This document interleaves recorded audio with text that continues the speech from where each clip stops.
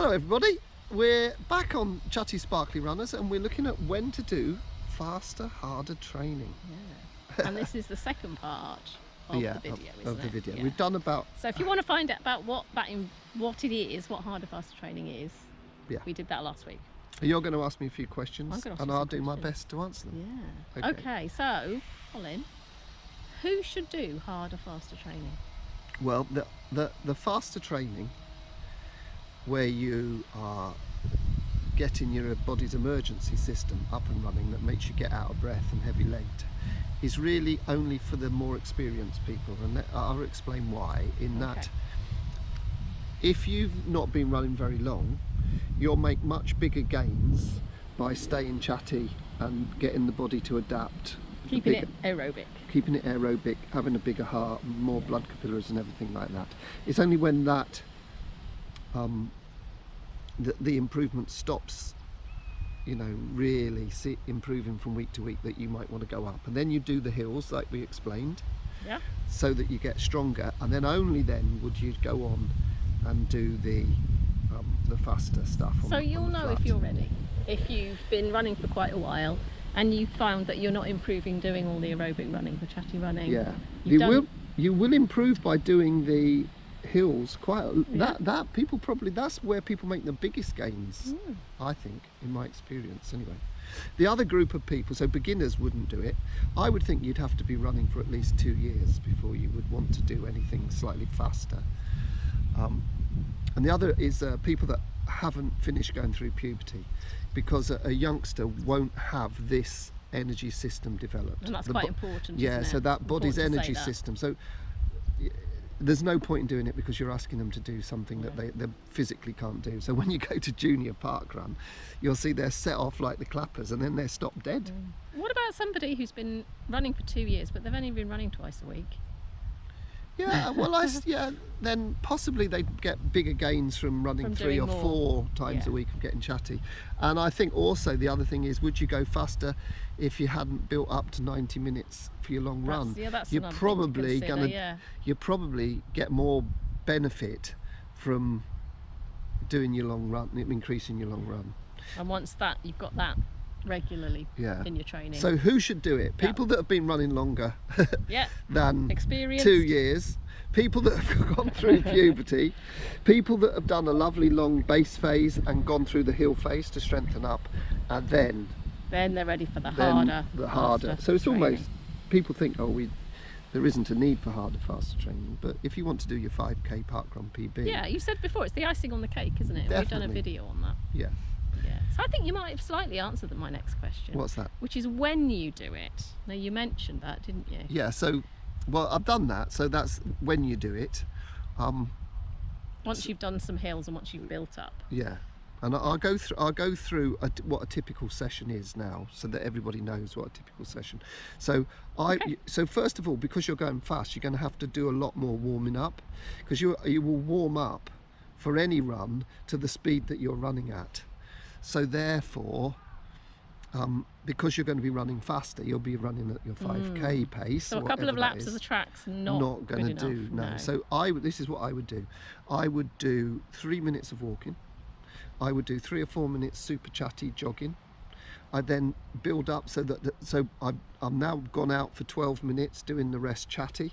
Okay, so I've built 7 minutes up to super chatty, then extra chatty. Yeah, so that's a good 12 minutes. 12 minutes. I'd probably do another couple of minutes, just a little bit faster even than that. Okay, a bit of breathy. Yeah, so there's 15 minutes of 3 minutes walking, at least 12 minutes of running, and then I would do some sparkles to get you used to doing some faster work, and to gradually build the sparkles up till you've gone past 5k. So this is getting your body ready to run at that faster pace, isn't it? A lot of people will put dynamic stretches in, and we've gone through that. There's a video that we did down in Stokesay Castle. Long time ago, actually, last summer. A few, which is fine. Do a few. Yeah, dynamic stretches are good for your balance and coordination. Yeah. And then once you've done that, and it's an extensive warm up, you would then do your session. And a beginner would probably I would do 3 lots of 2 minutes for a beginner. So then they do 3 so you need 4 things in the session. You need how many repetitions you're going to do, the distance of the repetition, the recovery, and what speed you're going to run at. Okay. So I need to mention all 4 things Okay, each time. going to start. Do that in order. So it's 3 times 2 minutes, or 3 times 600, or if you're not overly that quick, 3 times 400 You tend to stick to meters. the time Yeah. based. If you do it by time based, it's much better because everybody runs for the same time. So if you're running in a the group, everybody it's runs for the easier, same isn't time, it? and everybody gets the same recovery. So 3 times 2 minutes. I'd have for a beginner, I'd do 3 minutes recovery jogging, Okay. and I would do it at about 5k pace, or if you're How are they going to know their 5k pace? well, because they do if they're not park run. That's an easy answer, isn't so, it? Yeah, so it is their But what fight. does it feel like? What does 5k pace? Well, it's a feel sort like? of it's deep, quick breathing, but not gasping for air. That's quite important. It isn't that. Because it's so easy. If you're only doing 2 minutes, it's so easy to go too fast. Yes, because they think sometimes it might be better to actually go for a bit longer so they don't go so fast. But that's what I would do. You're doing 2 minutes. And then after they've done that, and that actually won't take very Mm-hmm. long, I would then do 10 minutes jogging, at least 10 minutes jogging afterwards to get rid of the acidity that is built up in the body. So there's not much there, really, is there? No, you'd have to. I think that's a lot of people think that a session's got to have so much more harder, faster running in it, but it doesn't need it, does it? Not really, especially when you start out. It's much better to go too little than too much. It's going to take you about. The other thing is how long it's going to take you to recover from. It's going to take you a couple of days to recover from it. So a couple of chatty runs in the couple of days so you've after. got to be careful where you put it in your week, haven't you? Yeah, but you have to bear in mind how long it's going to take you to recover. And if it's your first one, it's going to take you a couple of days to recover. And so what about if you've been running longer? Say that you're what would be the most someone would do? Well, if you're going for the You're Olympics, really experienced. yeah, if you're really experienced, we would say do 6 lots of 3 minutes with 3 minutes recovery at your 5k pace, and that would be the top. So somewhere between 3 lots of 2 minutes and 6 lots of 3 minutes is what they would need to do. So it's about building that up, isn't it? Yeah, Depending upon your experience. And Yeah, you don't really need to go do 400 metre efforts or anything like that. That's a little bit too That's hard. quite common though, to see 400 metre efforts. Yeah, Is that but because it's okay. So you could do 200 metre efforts and have a little bit of a recovery, because I don't want to go into too much detail because that's a bit that's more forgiving, isn't it? If you get it, if you go too fast for 200, you're all right. But if you went miles too fast for 2 minutes, you're not going to be able to do the next 2 minutes. So when do you know when to stop? When your form goes. Yeah, that's a really important thing to Yeah, mention, if your isn't forms it? go- You don't push on to the end of the session or you if don't- you're tired, if you're too tired. Or if you don't think you can do another one, then you stop. You when the glass is full, stop pouring. You say.